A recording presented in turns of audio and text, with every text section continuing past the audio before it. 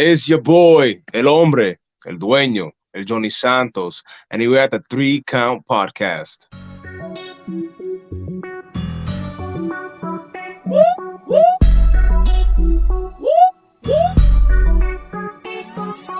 I'm in fashion, roll with cold passions. Welcome everybody to another great edition of the Three Count Podcast presents Now Entering the Ring, and I'm your host, Clifford Red Dog Miller, the man that leads you up that mountain called wrestling. And by our 290th something episode, I would just hope you would say with me that I am your Sherpa, but like every good Sherpa, it's never about me, because just like your tribal chief, you will acknowledge me. But like I said, it's never about me. It's about who's entering. So who's entering the ring today? Well, he comes to us from the Wrestling Open, LLP, New Age, PAPW, SWA, and ULW. He is suave. He is ruthless. He is muy guapo. And he is El Jhonny Santos. Thank you for having me. That was a long list you just gave. That's only a handful, but that was a long list even of itself. Thank you for having me. How are you? I'm great, man. I'm hyped having you on the show because we met a couple times and finally I was like, yo, let's get you on the show, man, because it's gonna be a blast. And here we are. It's gonna be a hoop. I'm very entertaining. Yo, I've been watching your promos though, man. I love your work, by the way. I think after we met at the Wrestling Open, I went back and started doing research and stuff and started learning more about some of the people that were just kind of regulars on the show and stuff. And man, I'll be honest, man, your delivery is like one of a kind, and I'm here for it.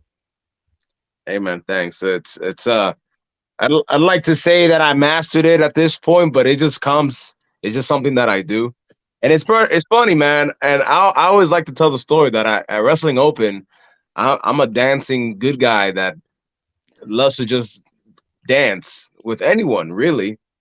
And literally, that's only in Massachusetts. Like only in Massachusetts. Otherwise, I'm not a very nice person. So, so on the flip side, I do like to have a good time. So that's the good part. And then the bad side is that I'm not a very nice person, but I still like to be a little bit entertaining. Yeah. That's what the difference is. I like to be entertaining at Open with others. And everywhere else, I like to be entertaining at the expense of others. that's just great heroes that they do that too. Like a great anti-hero does that. Like he knows how to make people look bad and still look good while also looking good himself. And like you have clearly mastered that art. Hey man, it takes a lot of honing. It takes a lot of honing. I have a fear that one day Paul Heyman is gonna press me one day and ask me like, "Who are you?" And I'm gonna be like, So everywhere else, I mastered it. Like, put me in the ring with a mic, it doesn't matter. But I'm still to say that I mastered it. It's a compliment, but I'm not there just yet. I'm still afraid of certain people that might cook my ass in the ring on a mic. But I'm happy where I'm at right now. It's a climb, but it is what it is. It really is. One thing I love about wrestling is that I brought it up so many times. You're always growing, you're always learning, you're always like creating and pushing and pulling and like dissecting little things about your character to like grow it, to make it better, to make it more, whether you want to be like more family friendly in one aspect, like, somewhere like the Wrestling Open, or maybe you're somewhere like in the Lucha Libre and you're just like showing off like your heel side of things, but you're always like, you're always doing something new, and you're never like just done learning in this business. There's always something to gather out of it. Always, always, always. That's why wrestling is really, really hard. There's so many aspects. There's so many elements towards it. You got to train, but you also got to go to shows. So it's just each show you learn a little bit more. You learn that the delivery of the promo that you did could have been the punchline could have been better, or the punchline was great, but if you would have delivered it a little bit earlier, it would have mattered a little bit more. You'll be at training and a guy literally trips and falls during something that we were going over, and you're like, yo, that was cool. Can you trip and fall on purpose next time? And he trips and falls, and you think, oh, but if you go under my elbow while you do it, and now you got a whole thing. You go and try it out in a match in front of 100 people, and it don't work. Then you say, you know what? I'm gonna try one more time in front of 1,000 people, and the place goes crazy. It's trial and error and pushing and pulling. And maybe I should have been more aggressive here. Here I could have sat on my ass a little bit because it wouldn't have made a difference. It's so many elements, man. It's like a sancocho. You ever had sancocho before?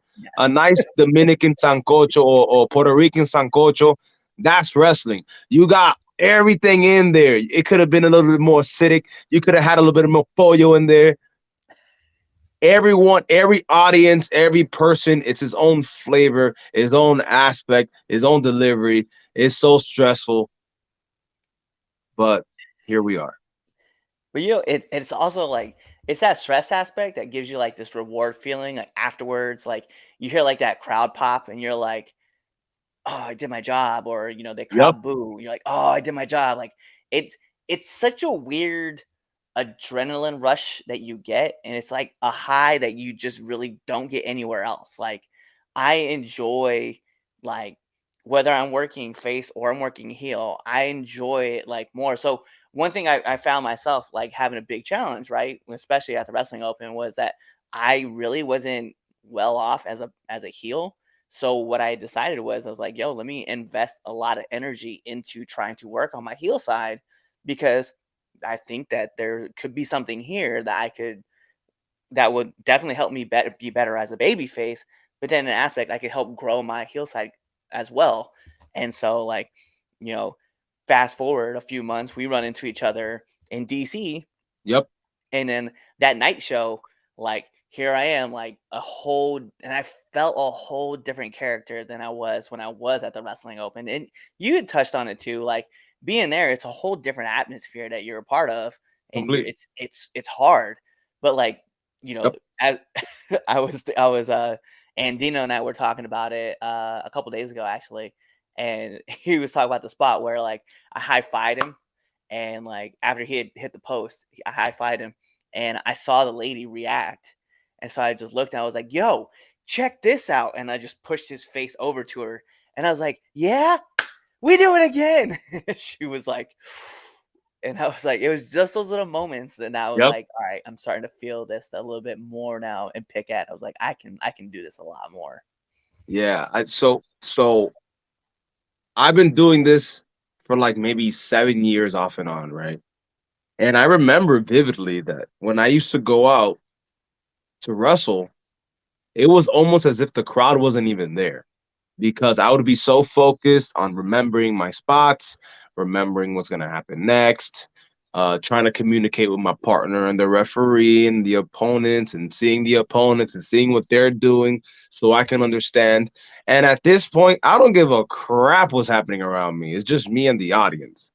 It's just me and the audience. We are having an intimate conversation, and Red Dog is here too. Like it is like, and automatically I'm a heel. I'm like, screw that guy. It's just me and you, Mama Chula, in the crowd. Is me and you and kid in the back who's real loud. Even when I'm at open, the same thing. Like it doesn't matter who I'm in the ring with. Hey, everybody, are you guys here ready to party? Yeah, no, are y'all ready to have a fucking fiesta? And they'd be like, hell yeah, and then we do a conga line. It's like it's the same sort of energy that you need to provide, and to go out in front of the audience and be able to see that lady looking at you, paying attention to you, and you know that that you have her full undivided attention, and you flipped it on her. It's perfect. Like that's really what we do. That's what we do. We want to be entertaining. We want people to react to us for whatever we do. They like to think that that they control us, but we control them the whole time. We're the master puppeteers. You know what I'm saying? So I the love fact that you did that, man, that's a level that took me forever to get, to be honest with you. I love it. And like one of my favorite things to do is working as a face is one of my favorite. And I love working as a face and getting beat up around the ring, but then like I'll look out at the crowd and I'm looking for anyone that's just eyeballing me, right? And Yep. as a face, and as soon as I see the one person, look, I look out and it's usually like a kid because those are like and not that I'm putting this, but it's kind of one of the easier things to do.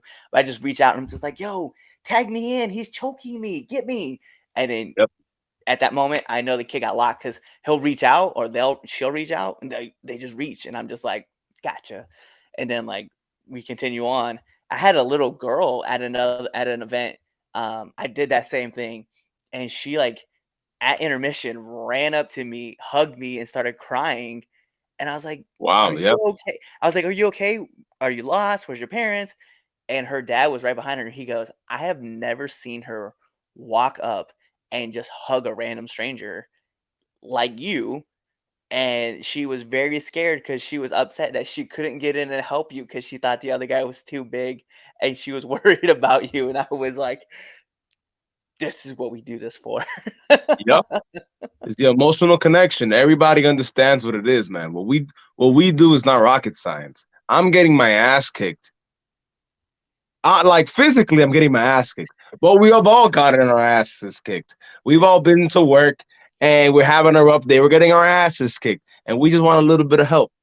And the fact that that little girl caught the eye contact, you were like, "Yo, I know you can help me. Please help me." And she was like, "I'm trying my goddamn best." And you disappointed her ass. But She put the energy out like, "I got you. Just take yep, the energy." yep. That's why it's funny that like the two scenarios where we were in the same place, open and the DC show are like two completely different monsters. So in open, they know that like the crowd knows their job. The moment the baby face starts getting his ass kicked, they're gonna get behind him because that's what happens. That's just the structure. They know their role. We know our role. Our job is to do what they expect entertainingly. In DC, is almost the polar opposite. They don't know shit from nothing. And that's my favorite kind of audience. Because if it was me versus you, y yo soy un come mierda heel, que nadie me gusta, un rudo, I'm talking my shit, I like to give you a day off. Every time I'm in the ring, I'll see you and you say, "Come on, everybody," and one little kid goes, "Yeah, come on, Red Dog." I'll look at that little kid and be like, "Hey, you shut up. You don't get behind that guy. That guy is a real bad guy." And then I poke you in the eye and I look at the kid and I'll be like, "I'm sorry." So automatically that kid is invested Yeah. in you. And my job, as far as I'm concerned, is to get them as more invested as possible. One of my favorite things to do is a heel, and it's just it happens more in, like in house shows. Is when like one, two, three, four people start to clap, and I'm over here kicking your ass, and I hear the start, I hear the clap start, and I'll hit you real hard. And when I hear the clap, I look at the crowd, and I'll be like, "No, stop clapping," because then everybody's gonna be like, "No, fuck that. Let's go. Let's go. Let's go." And I hit you hard again. I'll get up, get up. Hit you hard again. Boom. And they start clapping and clapping. And I'm looking around. I'm like, "No, stop." And at this point, we're getting that build that we love to hear, of what we do. It's so much fun, isn't it? I So know. special. This is like the and I got in kind of late, but I'm very grateful that I got in even when I got in because it's just been so much fun to be attached to and to be able to like I said, play and be creative with like everything that like I have made. And I'm looking at this world that I've created with my character and be able to interact with somebody else's character and then the audience.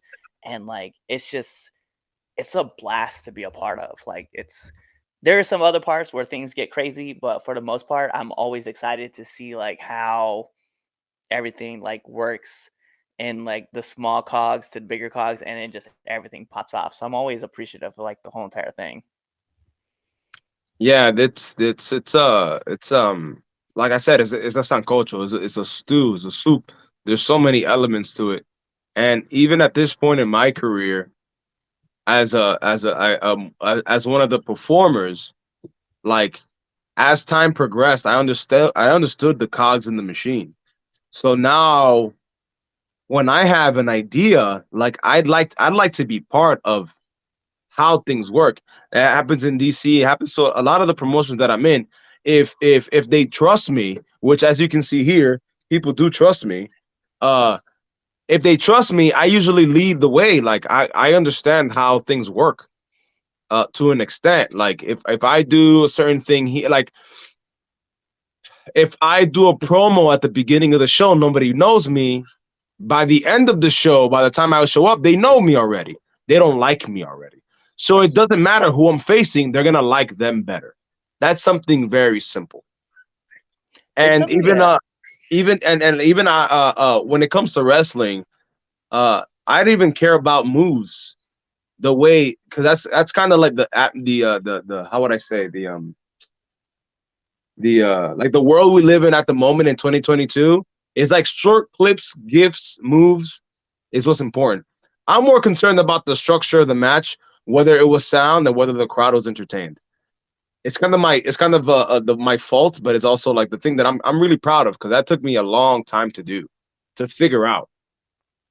And I love when things just go the way we want it to go.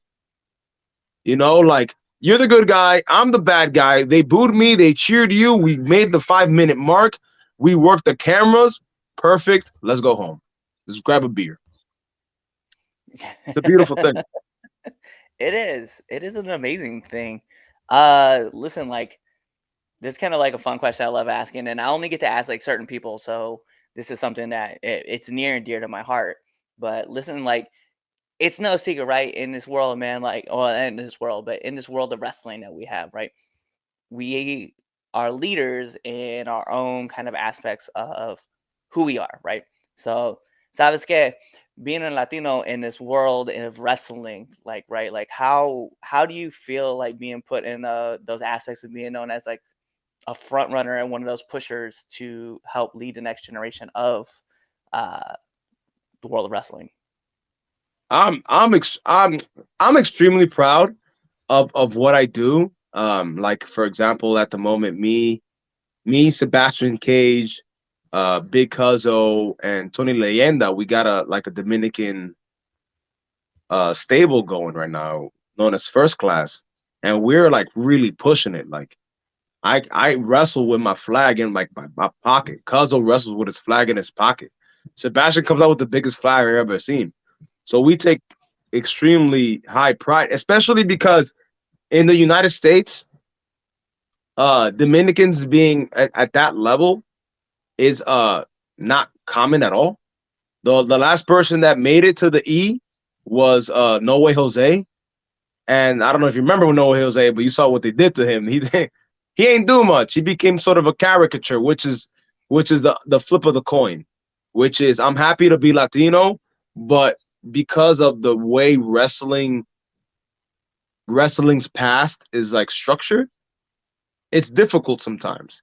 It's difficult to not come out me, the arrogant gold glasses, nice shirt, and somebody says I'm Del Rio. Right.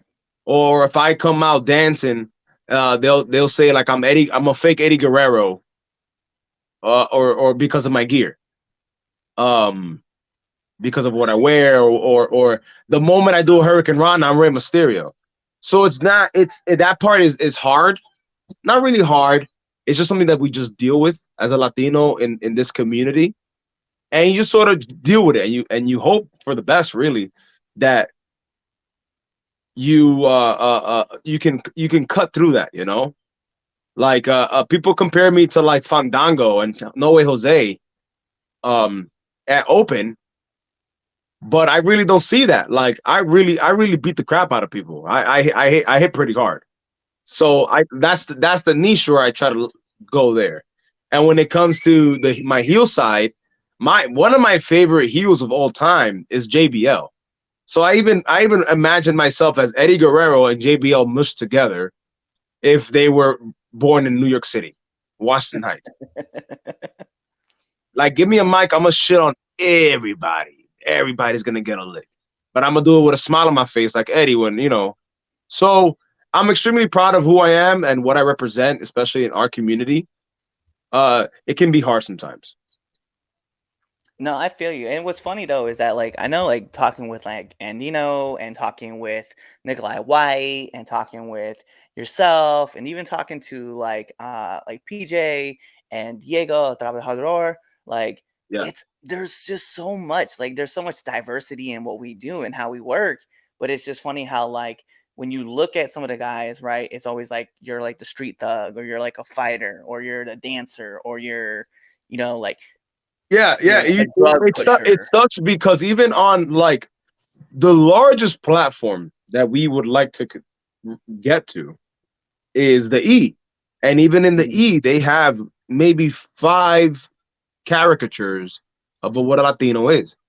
Right. And you got Escobar, who's what cartel, Yep. which as far as I'm concerned, Los Boricuas back in the day were cartel. They had fucking the suspenders with the hat with the slacks. You got the dancer. You got the lover boy, the Yeah. Lotharios right now. You got the aristocrat, the Rio, Mhm. and then you have the fast Mexican jumping bean, which is just a fast person in a mask, or or Eddie, or anytime, or even most recently the Lotharios, right? Fudge, their faces are in my brain. Screw. Ah, damn. It's Junior and the other one. I know the other one is pretty. He has like a pretty face. And Oh, for a minute there, and I completely am spacing on his name, which sucks. But I remember that he at one point was just like the pretty guy that does cool drop kicks and moves fast. And that's as far. I don't know if maybe like I know Vince is the Vinceisms. If he doesn't know English very well, he's kind of gonna have you just do whatever. But that it's tough. You literally have 5 caricatures, and like in the past of wrestling was pretty racist, you know, or maybe not the word is racist, but like that's how it was. that Like was. if it was like if you were during the war and you were Japanese, you were a heel because we were at war with the Japanese. Like the Von Erichs, right? The dad was a Nazi, and he was super popular in Texas because he was a Nazi. It's just easy. It's easy, and people get mad at me because I like to be a little bit complicated with just about everything that we do. Because I like layers. I like to be multidimensional, you know. So even on the E, there's only like 5 or 6 characters, so it's difficult to juggle either being recognizable for people to just be like, I know who you are, I know what you represent, that's easy. Or do we make it complex and people not know who you are? Yeah. So it's give and take. It is, and that's why, like, for my character, like, it's obviously like this fun playing kind of mercenary style. But one thing that like just shows clear is just like my tattoo is like on my arm because like my sleeve, my elbow pad only goes so high, right? So Yeah. it shows, and I'm very proud of that, and I want people to know, like, hey, like that guy right there, he's a Panameño, and he's very proud of that, and that's why it's tattooed on him, even if he is a U.S. military veteran, like he's that side of him very much obviously shows because it's inked in. It's not like it's like, hey, yeah, this I say I am, but it's weird because like in that same aspect, like I want people to know. So like when I just recently did a it was for Invictus. I did a promo where like Red Dog was studying like the Spanish language, even though and like he just flipped through a book and picked it up and was just like, "Hey, sabes que? Almost, ¿dónde está Diego?" And like I just ran through and was like ready to take him on learning and studying. But it's I like like that's that. very much a part of my heritage. I'm very proud of that, and it's like, how do I keep developing that into like my character? And you guys get to see this inside your case, but it's like, how do you develop that into your character when you're still supposed to be mysterious, but you're still like wanting to show off like that aspect of you? Yeah, there's always gonna be, should I say always? Typically there's gonna be an aspect of who you are in your character. And sometimes a lot you listen to podcasts, you listen to like Bruce Pritchard or Jim Cornette or Eric Bischoff, and they'll just say a gimmick is you to the volume of 10. But some people don't even know who they are. Some people don't know who they even represent day to day, let alone in a promo. Even for me, my when I go and train and I'm talking to guys about their character, I say, listen, everybody's been to McDonald's, right? The crowd knows what McDonald's is. You should be able to tell me in 30 seconds in character what your character would get at a McDonald's. And I don't even gotta I'm not even gonna give you 10 seconds. You just talk. What would your character get in McDonald's? You know what I'm saying? It's just that simple. You're a mysterious mercenary that knows Spanish on the low and is super proud about it. Say, yo, I wish they would bring back the fucking breakfast burrito. Given what I did, I'm a veteran. I did this in the past, and they're not gonna respect it if you're a heel, and they're not gonna respect me. They're not gonna respect. Just go. So it's difficult to meld the gimmicks with the real life with well, how would I say it? Most promos people say, hey, if it's not real, the crowd is gonna know. Yeah. If you don't believe it, the crowd is gonna tell. And it's true. That's why most of the in real life, I don't like people. I hate people. People suck.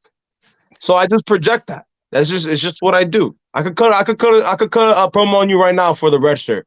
I literally hate the color red. I don't own nothing red in my whole house. I hate the color red. Why? I don't know. I just don't like it. And it is what it is. So it's difficult. PJ is like a gangster, but I know he's Puerto Rican. I think he's Puerto Rican. Yeah. He don't fucking speak Spanish, and I'm pretty sure he does. Does he want to use that? I doubt it. Probably not right now. But Diego, I think doesn't know English. No, Does he know English? He's broken. His English is broken. So he has English, broken English, but he knows how to say like mop and broom and pick up. Yeah. That's fair. So so that's the kind of stuff. So make sure next time if you're ever practicing promos and you're with your boys, promo class, 30 seconds. What will your character get at McDonald's? The crowd is gonna know what you're talking about. It's on you. It's on you to, in those 30 seconds, to get your character across as best as you can. I like that exercise. I'm gonna start practicing. I'm gonna practice that exercise a lot now because I feel like that's something that I know for us in our school too, when we're doing promo class, the one thing that we're always talking about is we're always trying to dig who your character is, but the more important questions that we're always asking are whys and hows versus what and when. Yeah. What is your character? What does he do? No. Who is your character? Why does he do the things why do they do the things they do?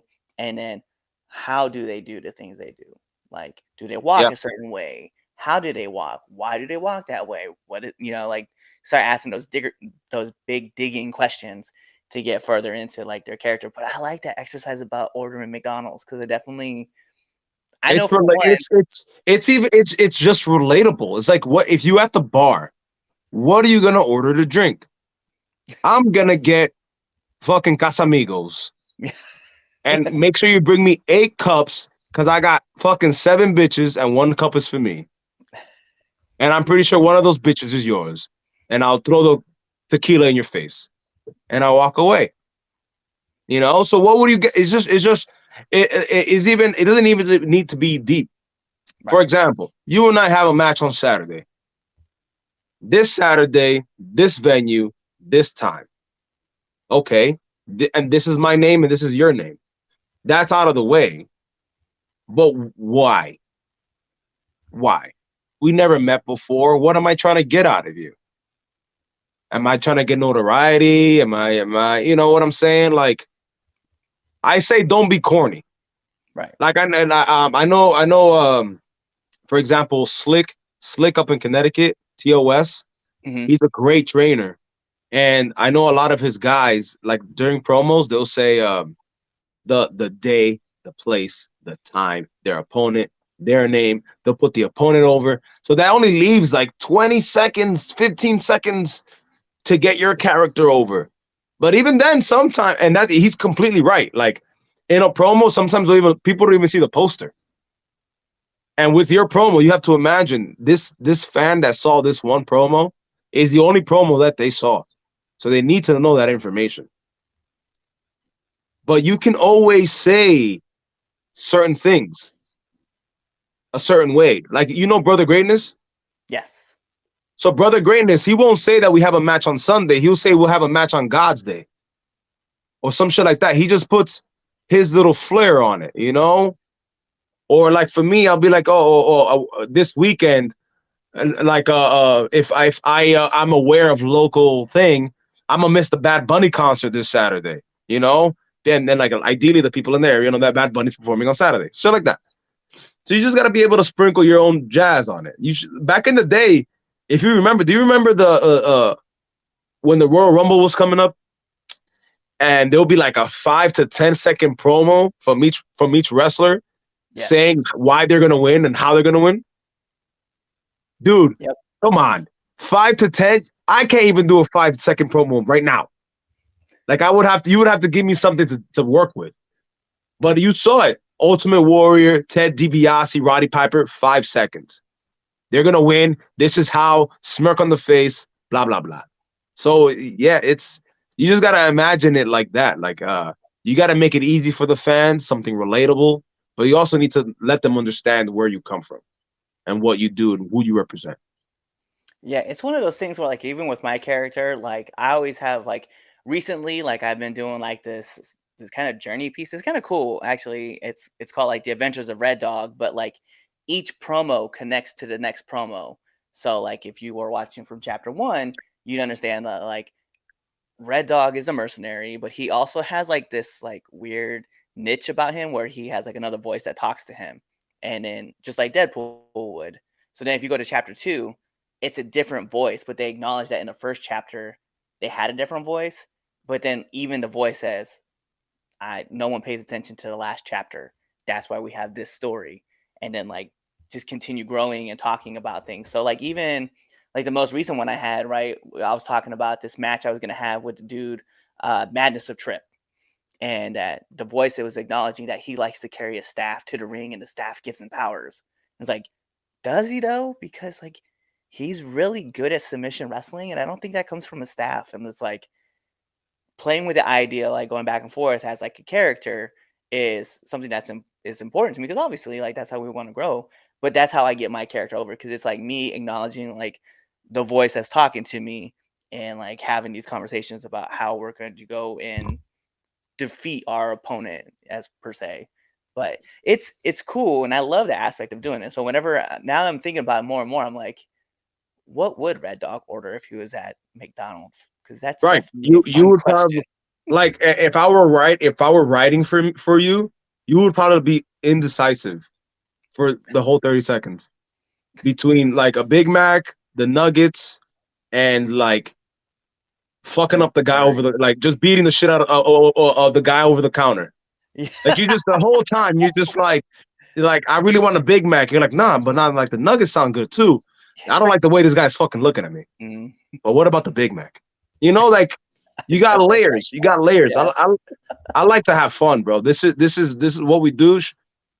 It's stressful, but I like to have fun. Also, I'd like to just say, feel free to whenever a promo comes to mind, write that bitch down. Like nobody knows this. Like not a people acknowledge it, but rumor has it, Dusty Rhodes, like the king of the promo, used to write down his promos. Like he would say it off the top of his head, but it's because he wrote it down.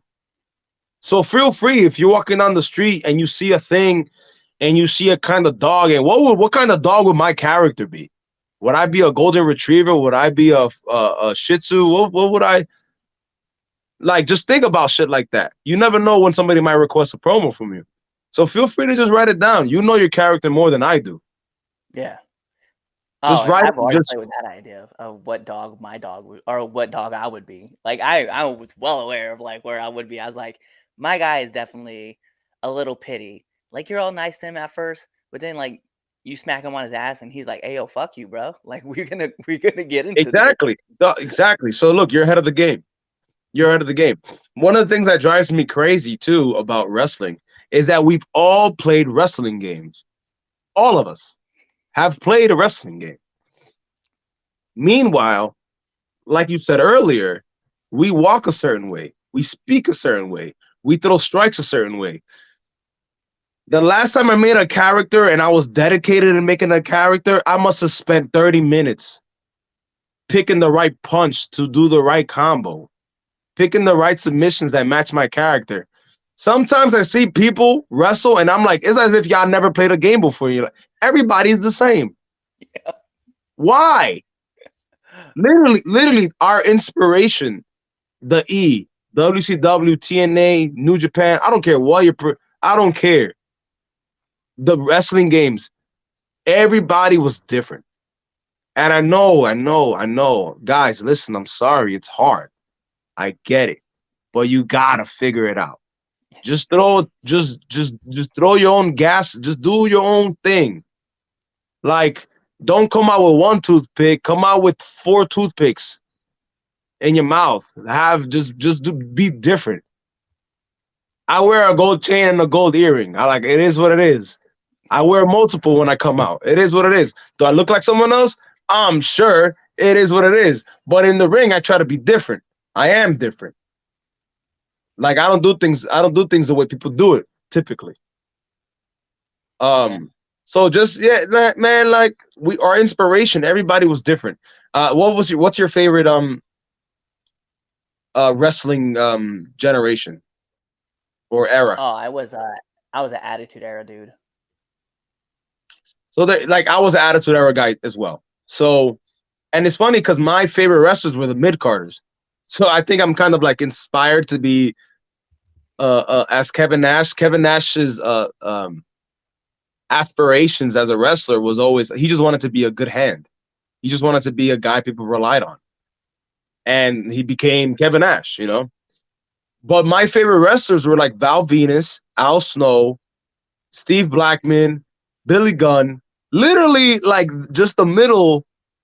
Because I don't know, they were so entertaining. And I think they were so entertaining because they would come out and they would give these some bitches 5 minutes to go out and kill it.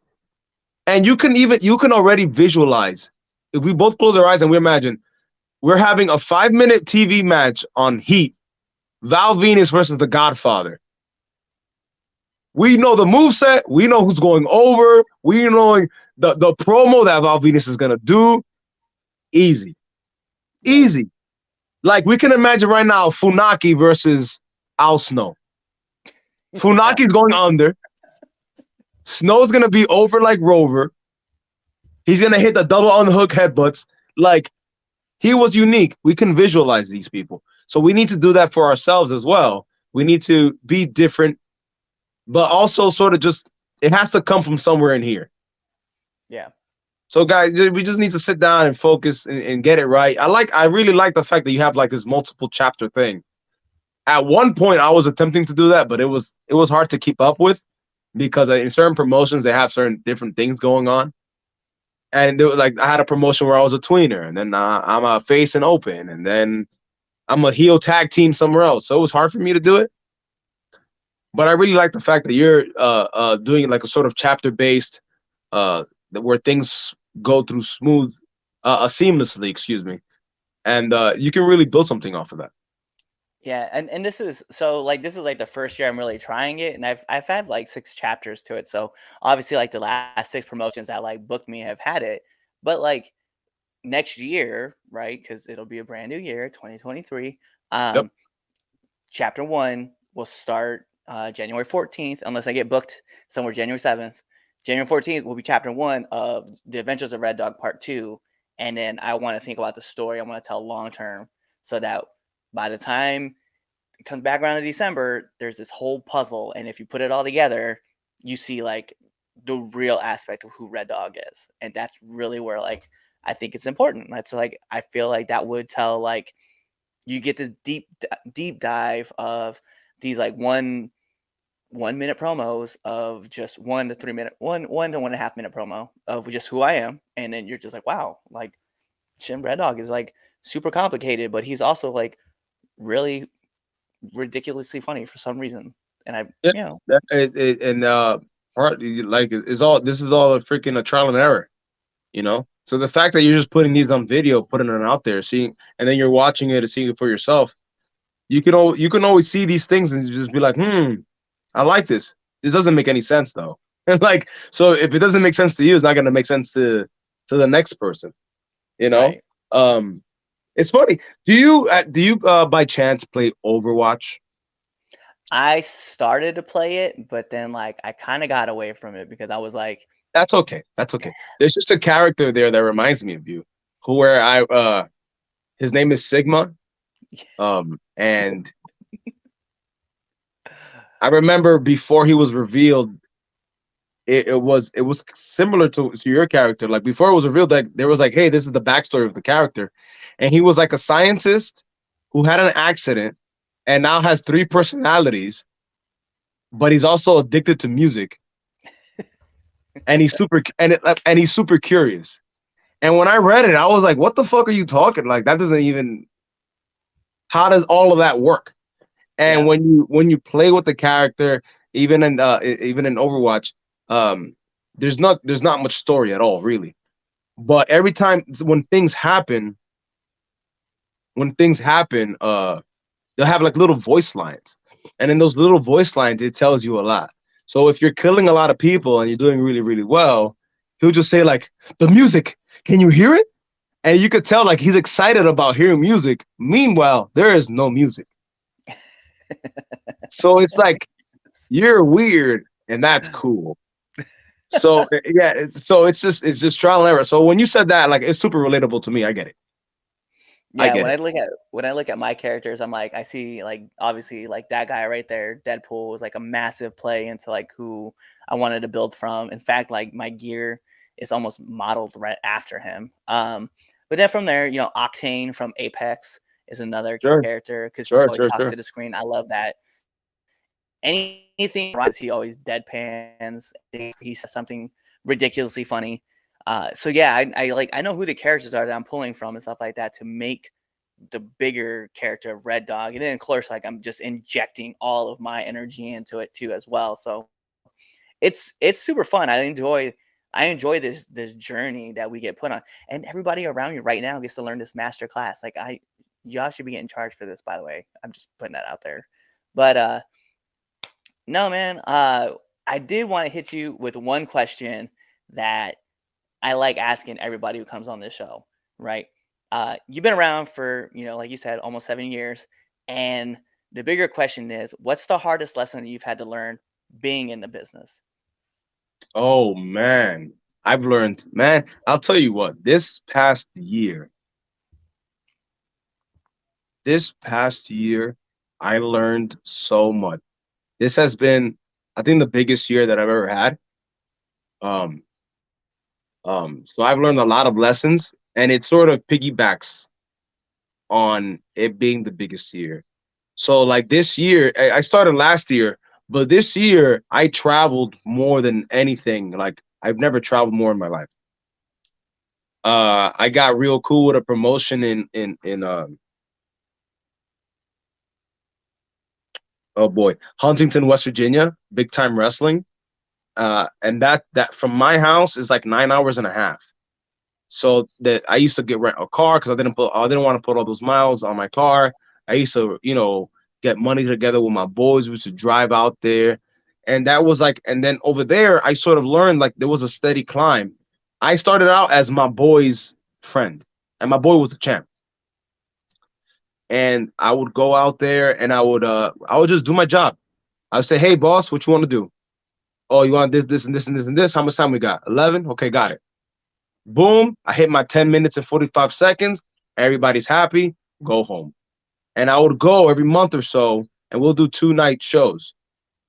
And then slowly but surely, uh, I have certain quirks in wrestling that I like. Like, for example, I don't like, depending on the show, I don't like the crowd to go home angry. If you're not gonna, if you have another show coming up, I don't like and like people don't really know the fans don't know the show. I like to send the crowd home happy. So there have been plenty of times where, well, not even, it was only a few times that it happened that I would tell the promoter, like, hey, listen, you have my boy and me beating up the good guy at the end of the show, right? He goes, yeah, to set up for next month. I'm like, okay. Okay. Well, why don't we have an Alexa device here who's over here interrupting me? Are we done? Thanks. So I would say, hey, listen, so instead of beating them down and us being happy in the middle of the ring while my boy holds his title, why doesn't my opponent that I had earlier who beat me, why doesn't he come in, make the save, we peel out, and we'll do our celebration at the stage. But that way we got chased off by the good guys, giving the audience a good reason to cheer, making them somewhat happy, even though their champion, their good guy lost. And the guy was like, I like that. Yeah, do it. So I kept doing that. Not even kept, because it sounds like I'm in the business for myself, but I just like things to be done a certain way, and I think it'll be entertaining for the crowd. And that steamrolled, and then I won like the middle championship, and then my boy got into the ear of the promoter, and my boy was like, yo, I'm gonna drop the title to you. You're gonna be the heavyweight champ of the company. And I was like, what? Okay. We built it up real nice. Like, they took my ideas, and for a long time I was their champion. This is not, none of these up here are that, because I ended up losing it. And then I started getting popular in Open. And at Open, every Thursday, you got to go up there, and the people are great up there. And I prefer to be up there than West Virginia. So what would happen sometimes, I would go from New York City up to Worcester, do Open, drive all the way to West Virginia, do big time, come back to probably Jersey for a Sunday show, and go home and be tired. And then at one point I had to like sort of cut the fat of going to West Virginia, taking up too much time, too many resources. And I decided, like, you know what? I'm gonna tell him the next few shows that he announced. I'm gonna tell him that I'm thinking about it, because I really am. And I told him, hey, listen, I'm thinking about it. And he was like, yeah, but you said you were gonna make the shows. And I said, like, I know, I'm I get it. But I'm on the fence, because I'm taking in a lot. And he goes, okay, you know what? Don't worry about it. We're done. And I was like, what? He goes, yeah, don't worry about it. We're done. Thank you. Shook my hand, and I haven't gone back. Simple as that. So one of the things that I learned, the biggest lesson that I learned, and I don't know if this is a kid's show, but I'm going to say it real clear. This is genuinely Jhonny Santos, right? Nobody gives a fuck. Nobody cares about the titles. Nobody gives a fuck. What's most important is that you give a fuck the most about what you do. Because when that happened to me, I was hurt. Like, I was like, damn, bro. Like, I thought I did the right thing by telling him the truth. Because I could have just told him yes and no showed. But I had to tell him, like, I'm really on the fence, because I have all these opportunities in Massachusetts, and he's taking up a lot of time, a lot of resources. And he was like, okay, bye. Because that's what we deal with in this business as well. Is that, like, if I really care about the product and the promoter doesn't really care, then who's gonna win? Is the promoter or the booker, or let's just say your partner or your friend who you ride with. If you're doing really good, fantastic. But nobody gives a fuck. If you're doing really bad and you could be doing better, you might have some people be like, hey, you should lose some weight, or hey, you should train more. But nobody really gives a fuck. Everybody has their own lives. So it's really, really important to focus on what you need to do. Because what I realized is that nobody really cares. You're going to have friends, and it's important to have a support system. And they're going to support you. I have my family, I have my friends, I have a lot of people. But nobody's going to wake you up in the morning and tell you, yo, listen, you told yourself yesterday that you were going to go to the gym at 5 a.m. before you go to work. Because otherwise you wouldn't have time between work, family, and whatever shenanigans you got going on. So if you don't wake up, who's going to give a fuck? Nobody. Your kids don't give a fuck. Your kids are going to see daddy home. They're hype. Your promoter's not gonna give a fuck if you look like shit. He's just gonna and let mind you, this is wrestling. I may talk good, I may look good, I may have a gimmick, but the moment that someone else walks in that looks good, talks good, has a gimmick, and can do a 450 splash, my job is on the line. Simple as that. And who gives a fuck? Not the promoter, because he's all unless and God forbid that guy has a lesser rate than me. Let's say we have the same rate. You have to stay on your shit. You know what I'm saying? Does that make sense? That nobody gives a fuck? Yeah, makes a lot of sense. And actually, I love this lesson a lot because this is something that, like, you know, like everybody has like those hard lessons that they've learned, like going into the business and learning into the business. But this is when I feel like super detailed, and especially that you have like the story that you kind of like summed in, like, hey, like this is exactly what happened. The way you're able to tie it in and hit back, like, hey, at the end of the day, like you're only responsible for whatever you're gonna do, and no one else cares about what you're doing after that. And I love that aspect of it. Yeah. Hey, listen. Even like open, people love me at open, but there's a lot of people that the people at open love more. And I can keep doing what I'm doing. Every time I go over there, I get a positive reaction, and that's fantastic. Mwah, I'm happy. But if I can't show up, no one is gonna hit me up and say like, "Yo, I wish you were here," whatever. They're just gonna carry on. It just is what it is. Like maybe a handful because, like I said, you have a support system. You have your friends. You have the people that really know you. But otherwise, fans don't. You're not there. I hope he's okay. Oh, look, it's Love Dog. Oh, look, it's Red Dog. Oh, look, it's Bronco Internacional. So, um, that's a really important lesson that I learned. That like it's just nobody really gives a fuck if you call your boy and you say, "Hey, bro, we gotta hit the gym, bro. We gotta hit the gym. We gotta get these abs, man." And one day you just don't go anymore. Your boy might badger you because that's your boy for so long, but he doesn't give a fuck because he knows that he gotta go to the gym. He can't drag you out. You can't make someone else do something that they don't want to do. Yeah. So, and in those aspects of bookings and making the right choice, talk to your people, talk to your mentors. Hopefully, everyone out there has some sort of mentor or a trainer or someone they can confide in, someone who could be honest with them and tell them the truth of how they feel.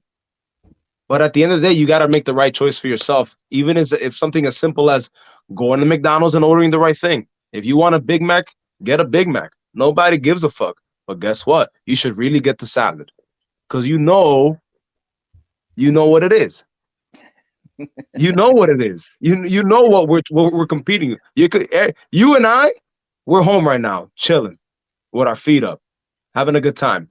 But I bet Cesaro's in his like in the gym lifting up 450 pounds, and he's on Yeah. TV and we're not. So what are we doing? One can say.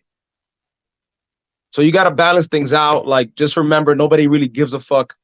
You have to give the most fucks. You have to do this for you. You have to get your character in order, get in shape, have nice gear. I know it's difficult. I know, but nobody gives a fuck how difficult it is for you. You need to figure it out. If you need help, ask for help. That's also very important. If you need help, ask for help. And whoever is listening to this, you can always hit me up. Uh, I'm always here to talk. Listen, I've already started doing that. Like Yeah, I've been yeah, in DMs a lot. yeah. It is what it is. Like I get it. I get it. Like getting these gold straps right here is not easy. People gotta trust you. You gotta do the right thing. You gotta be dependable. You gotta be trustworthy, which I think are the two same words. There's a lot of elements to doing what we do. You gotta Yeah. you gotta sort of focus on the right one at the right time. Um, I like that. You got to focus on yeah. the right one at the right time. Like that definitely is like very something that people need to understand. Like you can't shotgun something. It's Nah, work in you're pieces to so make the bigger puzzle. it's funny. Me and one of my boys, we have an idea. Um, that we're gonna start a promotion, And the only way we're gonna let people into our promotion is if you have good credit. Because to have good credit, you really have to just know how to focus on doing the right thing almost on a daily basis. You have to stay on it to have good credit. To have like an $800 credit, yo, I don't gotta talk to you anymore. That's why the banks like we don't gotta talk. If you have an 800 and you're a wrestler, I can trust you because I know you don't mess with people's money. Mm. Um, so one of the techniques of having good credit, this is a little tip here, is you need to focus on just one credit card while you pay off all the other ones so you don't get late fees, but you pay off one. So at one point it'll be zero, and you can keep focusing on others. What tends to happen in wrestling is that me and you will be training and we're working on your footwork, we're working on your character work, we're working on your strikes, and we're doing calisthenics, and we're doing a tape study all in one class. I promise you that of these five things, you did not grasp all of them. You did not grasp them. It's just not possible. It's just not unless you got the gift. Some people do. But for example, I don't train as much as I should, but mostly because when I go and train, people do rolls and drop downs and leapfrogs. And to be honest with you, I already know how to do that. I like to go to specialty, like I go and train and I do specific things that I'm bad at because I want to get better. So if you, for example, if you have a character but you know your wrestling sucks, maybe you should stop working on your character so much. Maybe you should focus on your footwork. Maybe you should work on, watching having tape study. Maybe you watch a lot of wrestling. Maybe you should stop watching so much wrestling and learn a little bit about nutrition because you look like shit. Maybe if you were a bit more knowledgeable about what you're ingesting, you would look better. So you can apply the things that you already know. So you got to learn how to focus on the right things at the right time. Balance. Yeah. But hey, so these are, I am all about this conversation, but we got to get into the best segment of the Three Count podcast. I will not acknowledge that Red Dog's power rankings have been retired. Chaz, I don't care what you say. Anyway, this is the Three Count podcast, 10 count questions. Here's how it works, Mr. Santos. I'm going to fire off 10 questions at you rapid fast, and whatever your answer is your answer. Sure. And it's Jhonny Santos. Thank you. Yeah. So here we go with the imaginary timer, and just like Mike Goldberg, here we go. SmackDown or Raw? SmackDown. Favorite movie? The Goonies. Let's go. Marvel or DC? Marvel. Favorite actor? Oh man, I'd say Leonardo DiCaprio. Let's go. PlayStation or Xbox? PlayStation. Favorite cartoon? Tom and Jerry. iPhone or Android? Android. Favorite podcast? Oh shit. Three Count Podcast. Right? I've been trying to tell people. I mean, secretly, we have this marketed everywhere, so psychologically, people have to say it. But yeah, nominate one person that you want to see on this podcast. Oh boy. Damn, I just had like four. You got Brother Greatness on here already? No, not yet, but that is Brother definitely Greatness. a person. Yes. Brother Greatness. That's my boy. Brother Greatness.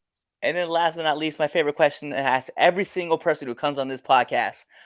Favorite curse word? Mama Huevo. Let's go. I think that's three. That's technically two words, but if you know, you know. Yeah. Yeah. But listen, those are all my heavy hitting questions, and I love this conversation that we get to have. But more importantly, I need you to let our listeners and our viewers know where they can find you. Damas y caballeros, ladies and gentlemen, tú puedes encontrar el Jhonny Santos, Twitter, Instagram, Facebook, TikTok, lo que tú quieras. You can find me wherever. El Jhonny Santos is spelled, if you see it right there, it's spelled Jhonny. Put that all together, you can find me. Pro Wrestling Tees got a sale coming up soon for Black Friday. I think it's running for about 10 days. El Jhonny Santos. I got Twitter. Don't use it that often. El Jhonny Santos. Instagram. I got sexy pictures of yours truly. at Jhonny Santos. Facebook for the most important news because for some reason, Facebook is the lucha libre community of the world. Don't ask me why. And I don't use TikTok at all because I am old. But you can follow me there too, El Jhonny Santos. This Saturday, I'm gonna be at a New Age Wrestling, and then I think I'm taking a break in December. Definitely. Well, he told you where you could find him. He gave you all of his handles. He even told you about his pro wrestling tees. And yes, the Black Friday sale is going on. But like every great part of a wrestling match, we gotta take it home. Because this is the Three Count Podcast presents Now Entering, and I'm your host, Clifford Red Dog Miller, the man that leads you up this mountain called wrestling. And like every good Sherpa, it's never about me. It's about who's entering. So who's entering? You see him right there, the guapo himself, El Jhonny Santos. And you guys know what to do. Tune into the next episode and be there, or you're legitimately just following us on all of our social media platforms. You're even buying our shirt on prowrestlingtees.com/the 3Count Podcast.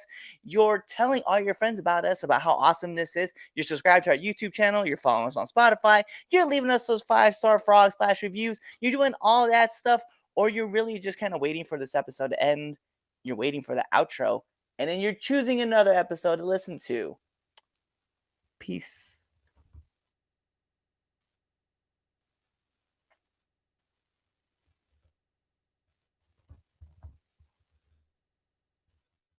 What's going on, 3Count Nation? I'm Clifford Red Dog Miller with the catchphrase. But what I really want you to do right now, go to twitter.com, right? Go over there, find us at the 3Count_pod, give us a follow, give us a like, give us a comment. We want to talk to you guys. Go to IG at the 3Count Pod. Give us a like, give us a follow, leave us a comment. We want to interact with you. Go to youtube.com, give a subscribe, turn the bell on, turn the notifications, leave a comment. We want to talk to you. Go to anchor.fm/the 3Count Podcast, and in there, you can leave us a message, and we will talk to you. Basically, what I'm trying to tell you is that we want to talk to you. We want to have fun with you guys, and we love listening to what you guys have to say. Also, one thing I need you to do for me, the 3Count Podcast also has merchandise. Oh! At prowrestlingtees.com/the 3Count Pod. Please go buy our t-shirts. We love you guys, and we hope you love us too. So show us some support, please.